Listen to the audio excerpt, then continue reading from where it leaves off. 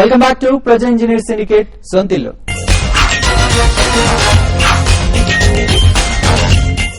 April 1 నుంచి ప్రభుత్వం registration ఛార్జీలు పెంచింది. తద్వారా ఖజానాకు పెద్ద మొత్తంలో సొమ్ము జమ చేద్దామని యోచించింది. రాష్ట్ర వ్యాప్తంగా 432 రిజిస్ట్రేషన్ కార్యాలయాలుండగా తెలంగాణలో 141 కార్యాలయాలున్నాయి. నిత్యం రద్దీగా ఉండే ఈ కార్యాలయాలు ప్రస్తుతం ఉద్యమాల కారణంగా ఊగిసలాటలతో బోసిపోతున్నాయి. దీంతో వేల కోట్ల రూపాయల లావాదేవీలు ఎక్కడికక్కడే నిలిచిపోయాయి. రాష్ట్ర రాజధానితో పాటు తెలంగాణ జిల్లాల్లోనూ ఆస్తుల క్రయ విక్రయాలు చాలా వరకు మందగించాయి.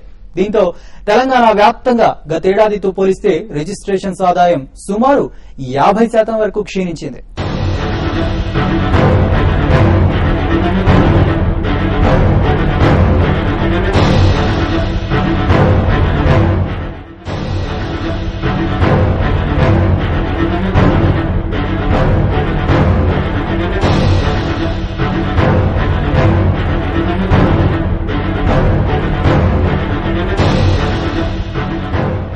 రాష్ట్ర విభజన ప్రకటన శాఖ రిజిస్ట్రేషన్ల శాఖను గట్టిగానే తాకింది. మాంద్యంతో సతమతమవుతున్న రియల్ ఎస్టేట్ రంగాన్ని విభజన ప్రకటన మరింత దెబ్బతీసింది. ఫలితంగా రాష్ట్ర వ్యాప్తంగా రిజిస్ట్రేషన్ల సంఖ్య తగ్గిపోయింది. గ్రేటర్ హైదరాబాద్ ప్రాంతంలో రిజిస్ట్రేషన్లపై ఈ ప్రభావం మరీ తీవ్రంగా ఉంది. జూన్, జూలై, ఆగస్టు నెలల్లో ఈ 2 జిల్లాలో రిజిస్ట్రేషన్ల శాఖ రాబడి భారీగా పడిపోవడం ఇందుకు నిదర్శనం. ఇప్పుడు ఏంటంటే రిజిస్ట్రేషన్ ఇప్పుడు కొన్న వాళ్ళు అంతకుముందు కొన్న వాళ్ళే ఇప్పుడు చేయించుకుంటా ఉంటారు. ఇంకా కంప్లీట్ గా తగ్గొచ్చాయి. ఎందుకంటే ఇప్పుడు నా దగ్గర కొనేవాళ్ళు ఇంకొక 4-5 నెలల తర్వాత రిజిస్ట్రేషన్ చేసుకోవాల్సిన పరిస్థితులు ఉంటాయి. కానీ అప్పటికి ఇంకా ఇప్పుడు నా దగ్గర కొంటేనే కదా చేయించుకుంటారు. అందుకని ఇంకా రాబోయే 2-3 నెలల్లో ఈ ప్రభావం ఇంకా ఉండొచ్చు. సో రీజన్ కూడా ఒకటి ఉంటుంది. ఇప్పుడు ఎందుకంటే కొనే కస్టమర్ కూడా తను కొన్న ప్రాపర్టీ వాల్యుయేషన్ పెరుగుతుందంటే ఎవరైనా సంతోషంగా ఉంటారు. కానీ రేపొద్దున జరగబోయేది ఏంటి, అసలు ఇది ఎక్కడ బేస్ అవుతుందని వాళ్ళు ఒక క్లారిటీగా లేరు. కాబట్టి ఇది కామన్, ఇది జరిగేది. కొనేవాళ్లే లేరు, అమ్ముదామన్నా కొన్నవాళ్ళు లేరు. కొంతమంది కొన్నవాళ్ళు చాలా బాధపడుతున్నారు. ఇలా ఉంటే ముందు చాలా ప్రాబ్లం ఉంటుంది.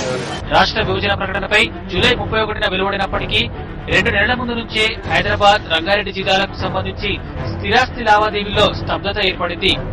వేచి ఉండాలన్న ధోరణి ప్రబలడంతో అత్యధికులు స్థిరాస్తి కొనుగోళ్లకు దూరంగా ఉండటమే ఇందుకు కారణమని స్టాంపులు, రిజిస్ట్రేషన్ల శాఖ వర్గాలు తెలిపాయి.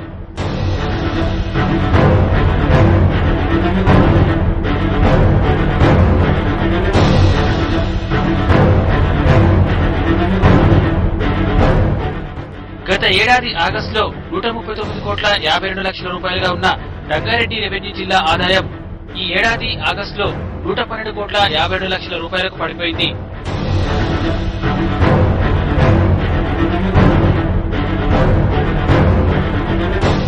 గత ఏడాది జూలైతో పోల్చితే ఈ ఏడాది జూలైలో రాబడి 25% తగ్గింది. అలాగే హైదరాబాద్ రెవెన్యూ జిల్లాలో గత ఏడాది జూలైలో 71,36 లక్షల రూపాయలుగా ఉన్న ఆదాయం ఈ ఏడాది జూలైలో 41,60,000 రూపాయలకు పడిపోయింది.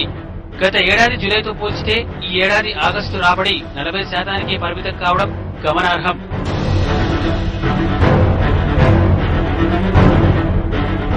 ఇక తెలంగాణ వ్యాప్తంగా కూడా ఇదే పరిస్థితి నెలకొంది. గత ఏడాది జూలై, ఆగస్టులతో పోల్చితే 50% రెవెన్యూ ఆదాయం పడిపోయింది.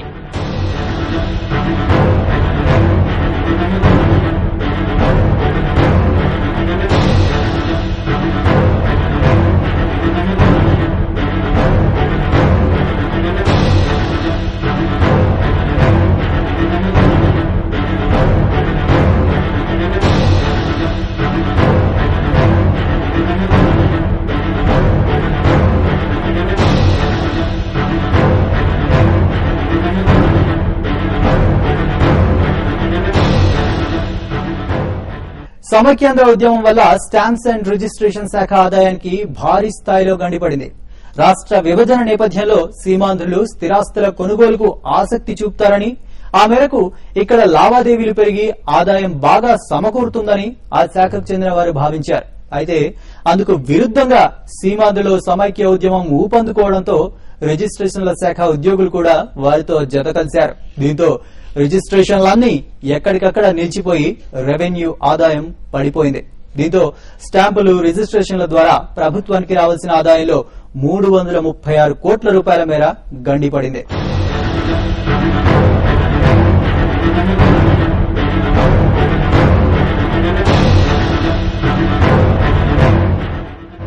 రాష్ట్రం అనివార్యంగా విడిపోతే రాజధాని ఎక్కడ నిర్మితమవుతుంది అనే అంశంపై ప్రస్తుతం కోస్తా ప్రాంతంలో బడా రియల్ ఎస్టేట్ వ్యాపారులు దృష్టి పెట్టారు. డబ్బున్నవారు గుంటూరు, ప్రకాశం, విశాఖపట్నం జిల్లాలో స్థిరాస్తులు కొనుగోలు చేసి ఒప్పందాలు రాసుకుంటున్నారు. ప్రభుత్వ ఉద్యోగుల సమ్మె వల్ల రిజిస్ట్రేషన్లు జరగడం లేదు. మధ్యతరగతి వారు మాత్రం వేచి ఉండే ధోరణిని అవలంబిస్తున్నారని అంటున్నారు.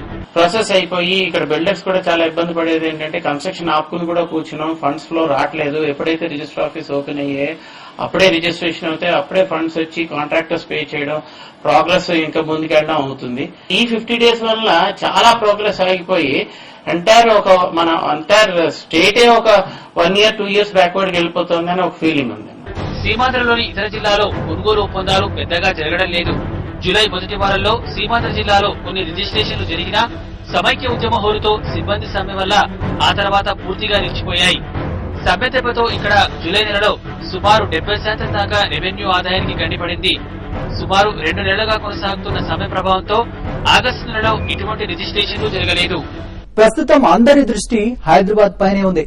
విభజనతో నగరంలో రియల్ ఎస్టేట్ కు వచ్చిన ఇబ్బందులేమీ లేవని బడా సంస్థలు చెప్తున్నా చోటా బిల్డర్లు మాత్రం హైదరాబాద్ పై ఓ క్లారిటీ వచ్చే వరకు ఇదే పరిస్థితి కొనసాగుతుందంటున్నారు. ఇరు ప్రాంతాల ప్రజలకు ఆమోదయోగ్యమైన పరిష్కారం వస్తే కానీ ఇటు తెలంగాణలోనూ అటు సీమాంధ్రలోనూ రియల్ ఎస్టేట్ వ్యాపారం ఊపందుకుంటుందని నిపుణులు అంటున్నారు.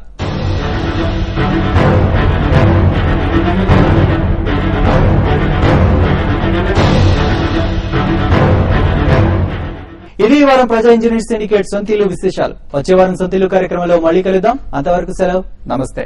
వర్జిన్ కౌంటీ పేరుతో విల్లాస్ నిర్మిస్తున్నారు. 40 లక్షల రూపాయలకే 200 గజాల స్థలంలో విల్లా ఇస్తున్న ఘనత ప్రజలకు దక్కుతుంది.